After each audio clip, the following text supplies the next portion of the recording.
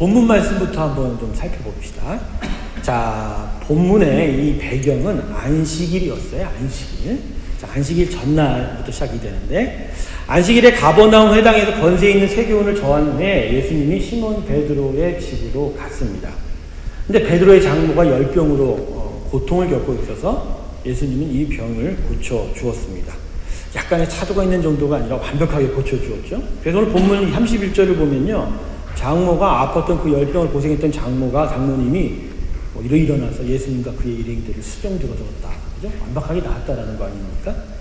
예수님이 베드로의 장모의 열병을 고친 소식은 금세 가버나움 전 지역으로 퍼졌습니다. 누가 왔는데 그 고통당하던 베드로의 장모가 정말로 일어났대. 고침받았대. 이 소식을 다 듣자 가버나움에 있는 모든 아픈 자들을 알고 있었던 그런 사람들이 예수님부터 병고침을 받기를 원했습니다. 하지만 당시의 시간으로는 안식일이어서 그들은 안식일이 끝난 다음에나 움직일 수 있었어요.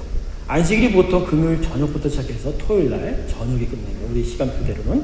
그러니까 안식일이 끝날 무렵이 토요일 저녁 무렵에서야 예수님에게로 몰려 들어가게 됩니다. 그래서 오히려 사역을 좀 마치고 저녁 때쯤은 저녁도 드시고 제자들 좀 더 가르치신 후에 좀 쉬셔야 될 예수님인데 오히려 나보다도 더 많은 사역을 감당해야 됐던 그것이 오늘 이 본문의 배경이 됩니다. 각양각색의 병자들이 찾아왔고요. 그런 모든 아픈 사람들을 거절 안 하시고 예수님이 다 받아주셨고요. 귀신도 쫓아주시고 아픈 사람을 다 고쳐주셨을 것입니다. 우리와 같은 몸을 입고 오신 예수님이셨기 때문에 이 모든 사역을 마친 이후에 주님의 육체는 매우 피곤하였을 것입니다. 아마도 밤이 늦도록 다 아픈 자들을 맞아주지 않았을까? 그렇게 생각해 본다면 주님이 그 다음날 새벽 미명에 일어났다고 보면 주님이 그날 밤에 주무신 시간은 기껏해야 한 3시간, 4시간도 채 못 주무시지 않았을까? 충분한 휴식을 가지지 못했죠. 그럼에도 불구하고 주님은 그 다음날 오늘 본문 35절을 보면 새벽 오히려 미명에 일어나셨다. 즉 새벽에 해가 뜰 그 즈음 어슴푸레 그 밝은 빛이 올라오는 저 지평에서 올라오는 그때쯤 일어나셔서 한적한 곳으로 가서 하나님과 깊은 대화만으로 기도하기 시작하셨다라고 하는 것이죠. 여기서 질문 하나를 던집니다. 왜 예수님은 자신의 몸의 피곤함을 좀 더 주무심으로 좀 더 많은 잠으로 해소하기보다는 왜 기도하는 자리, 왜 한적한 곳으로 하나님을 만나는 자리로 나아가셨을까요? 그것은 예수님에게 그 예수님 공생의 사역 동안 자신에게 있을 여러 공격에 대한 준비를 하셨기 때문입니다. 예수님의 공생의 사역은 여러모로 많은 위협과 공격에 노출되어 있습니다. 사탄의 유혹과 공격뿐만 아니라 당시의 종교 기득권자들의 시기와 핍박, 그리고 무지한 일반 민중들의 어리석음과 게으름 등이 다 그 예수님의 사역을 공격하고 있었죠. 그리고 더욱더 중요한 건 더해서 예수님 스스로 마음속에서 스스로를 힘들게 할 수 있는, 스스로를 정말 지치게 할 수 있는 그런 위험도 있었다라는 것이죠. 그게 바로 교만이고 그게 무모한 열심이었다라는 것이죠. 교만은 무엇입니까? 스스로를 높이는 것입니다. 무모한 열심은 무엇입니까? 그거는 어떤 최종 목적, 정말 본질이 아닌 다른 형식, 어떤 사람들의 인기를 끌기 위해서 다른 것에 마음을 빼앗기는 것이 바로 무모한 열심이다라는 것이죠. 교만은 예수님으로 하여금 십자가와 하나님 나라를 세우지 못하게 하실 것입니다. 결국 예수님이 세워야 되는 것은 하나님의 나라인데, 성부 하나님의 나라인데 스스로가 높아지면 결국 성자, 예수님의 나라가 세워지는 것이지 하나님의 나라가 세워지는 건 아니지 않겠습니까? 그래서 오늘 본문을 보면 그 시몬 베드로의 집에서 많은 병자를 고칠 때, 귀신도 내어 쫓을 때 그 귀신에게 주님께서 이렇게 말씀하시는 걸 볼 수 있습니다. 34절 보세요. 귀신이 자기를 알므로 그 말한 것을 허락지 아니하더라. 이게 무슨 의미인가요? 바로 그 귀신이 영적 존재이기 때문에 일반 어떤 백성 사람들보다는 훨씬 더 영적인 지식이 있기 때문에 금방 예수님이 하나님의 아들이요, 하나님의 놀라운 하나님 그 자신이어서 알고 있었다는 것이죠. 그런데 그것을 계속적으로 그 귀신이 얘기하고 가르치고 이렇게 하다 보면 그것 때문에 예수님이 성부 하나님보다는 자기 자신 높아짐을 받고, 그죠? 사람들의 관심을 받아서 그래서 사람들의 왕이 되어 버릴 수 있는 일들이 있었기 때문에 귀신에게 그 이야기를 하지 말게 했다라는 것이죠. 오늘 본문 32절과 33절 보십시오. 여기서도 나타나는데요. 주님께 교만이라는 것이 얼마나 무섭게 공격했는지. 병을 고쳤다는 소문에 온 가버나움 마을이 큰 소동을 겪죠. 토요일 안식일이 지난 그 오후에서부터 온갖 병자들이 예수님께로 다 몰려 나옵니다. 그리고 그들이 그 밤에 다 병고침 받고 돌아가면서 얼마나 많은 소리가 예수님 귀에 들렸겠습니까? 예수님이 최고요. 예수님이 최고요. 저분이 정말로 우리를 위한 나라를 만들어주실 거야. 그러한 칭찬들이 예수님의 귀에 다 들렸지 않았습니까? 그런 소리들이 과연 예수님에게는 어떠한, 그죠? 그에게 어떠한 유혹과 시험으로 다가오게 올 수 있었을까요?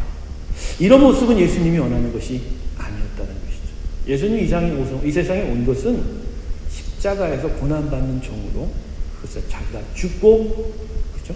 그리고 그 죄의 대가를 희생제물로 다 드림으로 말미암아 온 세상의 인류에 대한 구원의 기회를 제공한다 하는 것이 바로 주님께서 하셔야 할 일인데, 그래서 하나님께 영광을 드려야 되는 일인데, 벌써부터 병고침으로, 귀신을 쫓음으로, 기적을 베품으로 사람의 칭송을 받고 인정을 받고 높임을 받을 때 십자가까지 갈 수가 없게 되는 것이죠. 낮아지고 또 낮아지고 고난받는 종으로 십자가에 올라가야 되는데, 이러한 사람들의 평판과 인정은 결국 예수님으로 하여금 십자가까지 끝까지 갈 수 없게 만드는 장애물이 될 수 있게 된다는 것이죠. 그래서 이 자신의 마음 가운데 이 교만이 있기를 경계하기 위하여 항상 주님은 아침에 자신이 정말 혼자 하나님 만날 만한 그 시간에 하나님께 나아갔다는 것이죠. 무모한 열심도 마찬가지예요. 예수님에게 십자가에 순종하지 못하게 하는 치명적 장애물이 바로 이 무모한 열심입니다. 자, 예수님이 오늘 새벽에 아주 오히려 미명에 한적한 곳에서 기도를 하는데, 오늘 본문을 보면 베드로가 사람들을 이끌고 찾아왔다고 합니다. 근데 생각을 해보세요. 훗날 겟세마네 동산에서 기도하자고 할 때는 잠을 이기지 못해서 3번이나 와서 잠자지 말라고 해도 베드로는 잤던 사람이 아닙니까? 그런데 오늘 이 새벽에는 예수님한테 그것도 여러 사람을 끌고 찾아왔다는 거. 베드로답지가 않은 그런 이상한 모습이죠. 사람이 무언가 열심을 가지면 본인이 안 하던 짓도 하게 되는 겁니다. 하게 되는 겁니다. 근데 왜 베드로가 본인이 평소에 나타날 수 없었던 일이 나타났을까? 베드로는 바로 이런 거예요. 아마도 사람들이 베드로에게 뭔가 더 많은 병자를 고쳐달라고 부탁을 한 것 같아요. 그러니까 예수님의 여러 따르는 사람들 중에 뭔가 좀 머리가 되고 수석 어떤 제자가 된 듯한 어떤 그런 자리다 보니 사람들이 와서 뭔가 부탁을 하고, 그래서 좀 급하게 예수님의 능력을 받으려고 했던 사람들이 있었나 봐요. 그래서 베드로가 생각해 보니까, 이런 사람들을 받고 보니까 이런 생각을 한 거예요. 병자를 많이 고치면 고칠수록 예수님하고 따르는 우리한테 이점이 참 많을 것이다.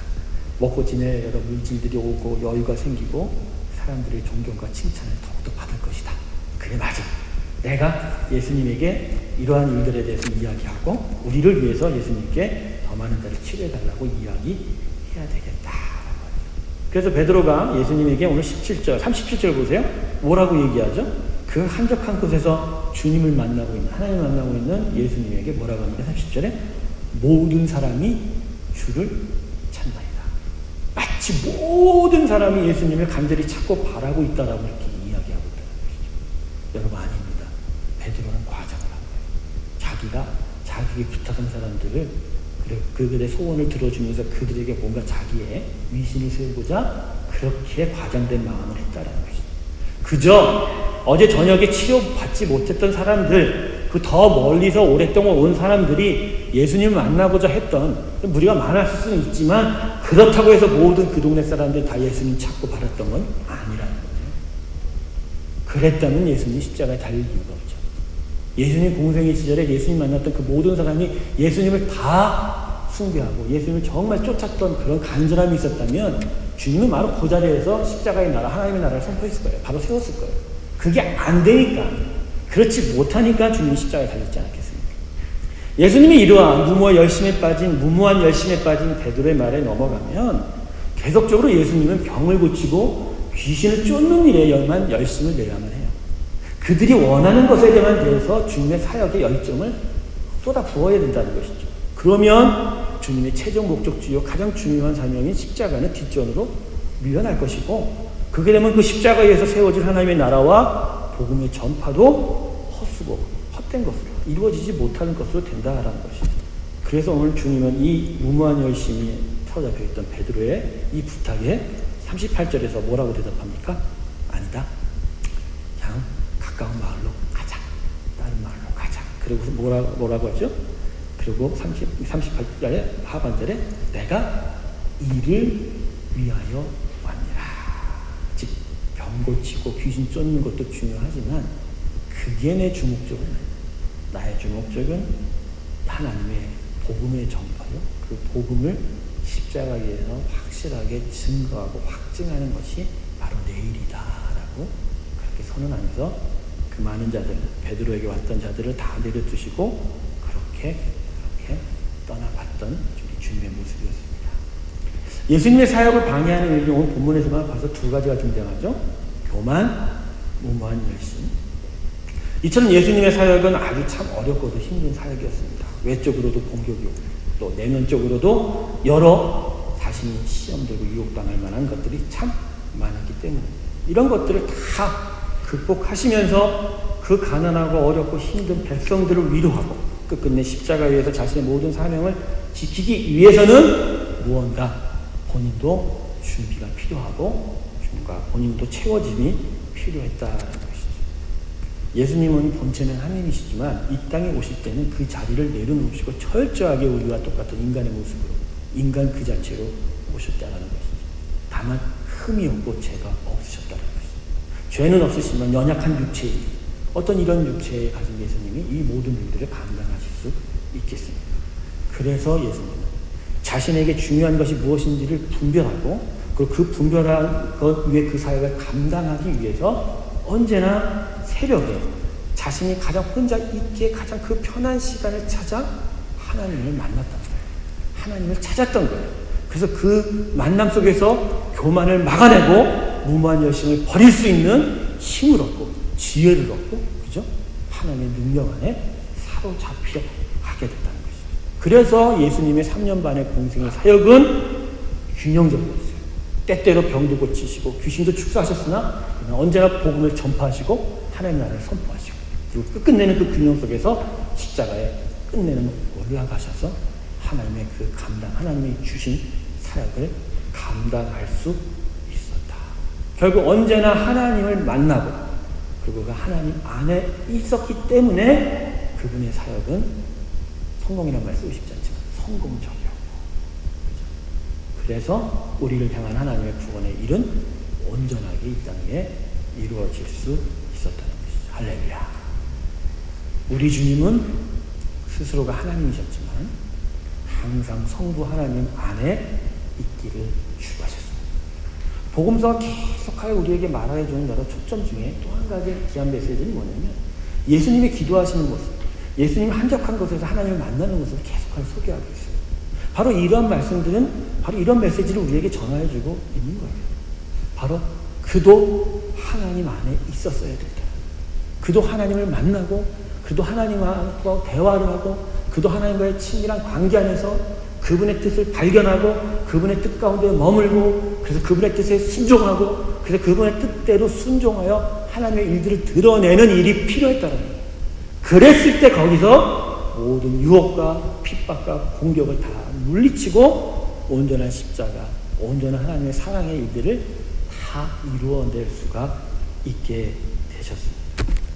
그래서 예수님은 스스로가 십자가를 이루신 분이 아니라 하나님의 안에서 십자가의 사역을 이루셨습니다. 할렐루야. 하나님 안에서 십자가의 사명을 감당하셨다. 하나님 안에서 병을 고치시고 하나님 안에서 귀신을 쫓으시고 하나님 안에서 복음을 선포하신 우리 주님이십니다. 하나님의 사람은 누굽니까? 예수님의 그 삶을 따라가기를 고백한 자요. 그래서 예수님의 제자가 되겠다라고 이미 선포된 자입니다. 그죠? 그렇다면 우리 예수님께서 성부 하나님 안에서 그 모든 일을 이루셨다라고 한다면 우리도 그분과 똑같이 하나님 안에 항상 있어야 합니다. 맞죠? 그게 하나님의 사람은 첫 번째 하나님 안에서의 의미입니다. 할렐루야. 하나님 안에서. 우리 주님이 그러하셨듯이 우리도 하나님 안에 있어서 하나님의 뜻을 분별해야 돼요. 그분이 기뻐하시고 그분이 원하시고 그분이 정말 영광 받으실 일이 무엇인지를 구별해서 그 뜻을 그대로 자신의 삶 속에서 드러내는 그런 삶. 그렇게 살 때 하나님은 능력으로 우리의 삶 속에 축복하십니다. 그럴 때 우리가 진짜 하나님의 사랑에 복을 받게 되는 것입니다. 여러분, 세상의 종교는 이렇게 해야 복을 받는다는 거예요. 그러나 예수의 믿음 가르침은 너희는 이미 복을 받았거든? 거기서부터 시작하는 거예요. 할렐루야. 이게 얼마나 축복이에요. 이미 준 거예요. 다만 그 주어진 복이 내 삶 속에 경험되어지고 드러나지고 내 소유로 되어져 가는 일은 어떻게 해야 된다고요? 그분의 온전히 따르는 나의 삶의 순종으로 나타나게 된다는 거예요. 하지만 중요한 차이점, 이미 하나님이 선포하셨다는 거예요. 제가 오늘 여러분하고 하고 싶은 얘기는 바로 이런 거예요. 여러분, 하나님 안에 있다는 게 과연 어떤 의미인가요? 하나님 안에 있다는 것이 과연 어떤 의미인가요? 제가요, 묵상해 보니까 우리가 너무 쉽게 나는 그냥 하나님 은혜 안에 있어. 나는 그냥 하나님의 축복 가운데 있어. 라고 이렇게 생각하고 함부로 말하고 있는 것 같아요. 그건 아닌 것 같아요. 네, 하나님은 분명히 사랑이십니까? 하나님은 사랑이십니다. 할렐루야. 여기 힘이 없어요. 이게 뭘 좋은 힘? 하나님은 나를 향하여 사랑하시는 분이십니다. 할렐루야. 어떤 순간에도 사랑의 눈길을 저버리지 않으세요. 물론 나중에 공중에 재림하실 때부터 심판의 눈빛이죠. 지금은 사랑하는 때예요.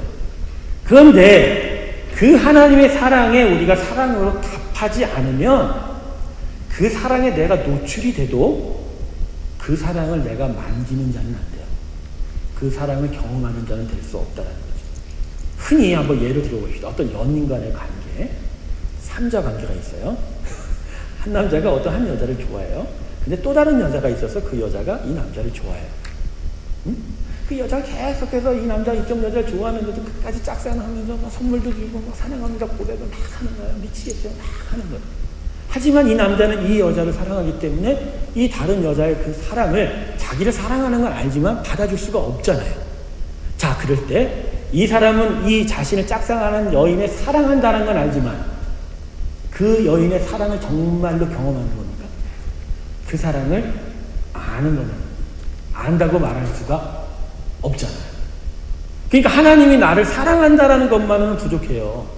하나님은 사랑하시지만 그 사랑이 정말 내가 정말로 그 사랑에 응답을 해서 나도 하나님을 사랑합니다 할 때 진정으로 그 사랑이 내 삶으로 들어와, 노출 정도가 아니라 내 삶에 뚫고 들어와 내가 만지고 경험하면서 정말 그 사랑에 울고 웃고 감사하고 기뻐하고 춤을 추고, 그죠?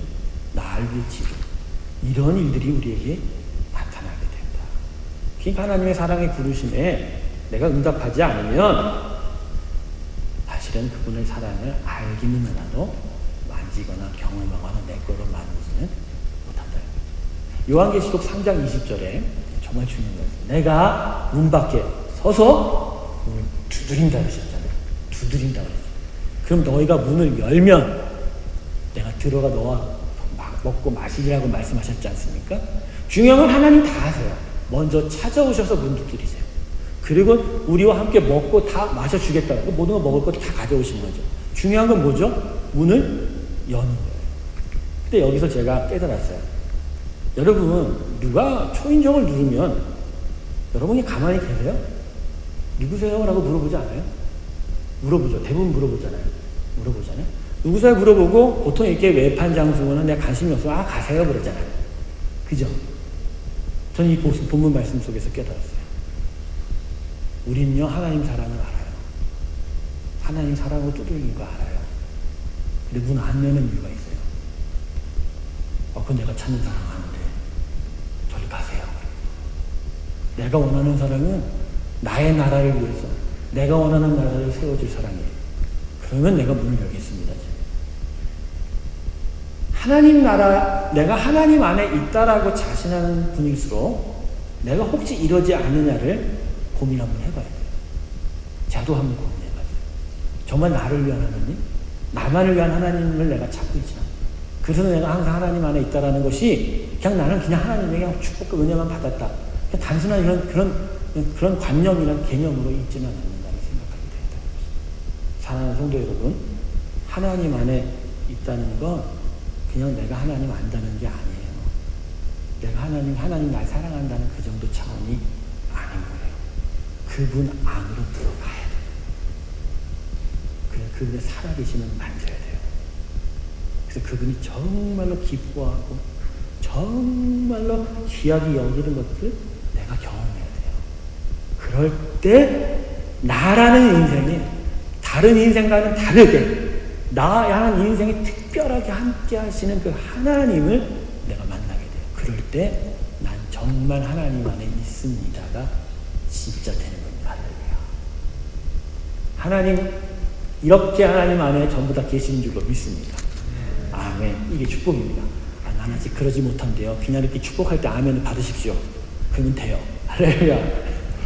그래서 여러분 기도하고 말씀을 읽고 예배하는 일들이 바로 이런 차원에서 필요한 거예요. 이런 차원. 그분이 두드릴 때 내가 한적한 곳에 나아가 그분께 기도하는 그 시간 속에서 그분을 만나요. 그분이 두드릴 때 하나님의 말씀 속에서 나를 향한 하나님의 말씀으로 받는 거예요. 그분이 두드릴 때 내가 예배하며 나의 삶의 그 모든 것들을 드리면서 그분의 위로를 받는 거죠. 거기서 내가 하나님 안으로 들어가는 거지. 그죠? 내가 무슨 개념상으로 철학으로 이론으로 그렇게 해서는 결코 하나님 안에 있지 못합니다.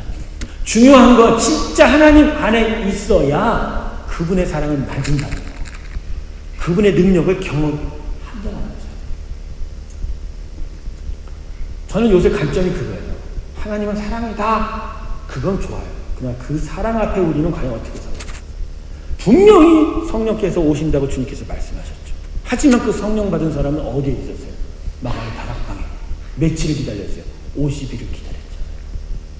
바로 받고자 원하여, 그래서 그 받기를 원하여 기다렸더니 성령의 바람이 120명의 제자들에게 오고 나는 거예요. 제가 혼인잔치 비유 많이 쓰지 않습니까? 혼인잔치를 하면 뭐합니까? 등불에 기름을 안 넣는데 잔치를 가볼 수가 없다는 거예요.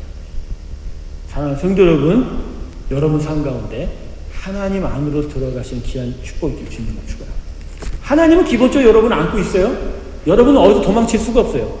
우리 그런 말이 있죠. 부처님 손바닥 아니라고. 그 잘못된 말이에요. 우리 인생은 하나님 손바닥 아니다. 그러나 그분의 안에 내가 있다라는 것으로 만족하지 마세요. 그걸로는 다 되지 않아요. 내가 그분과 함께하는, 그분 안으로 들어가는 응답이 있어야 돼요. 그렇게 하나님 추구해 나갈 때 진정하게 내가 하나님 안에 있게 되게 됩니다. 말씀 마치겠습니다. 여러분의 삶에 정말 필요한 무게중심은 바로 하나님 안에 내가 서 있다라는 거예요. 내가 정말 하나님을 나의 하나님으로 믿고 그래서 그 하나님에게 내 마음의 닻을 내려놓는 일을 통해서 나의 삶에 참된 무게중심이 세워지게 되죠. 그럴 때 거기서부터 교만이 사라집니다. 교만이 사라지고 무모한 열심도 사라지고 오직 하나님이 가르치시고 뜻하신 대로 살아게 돼요.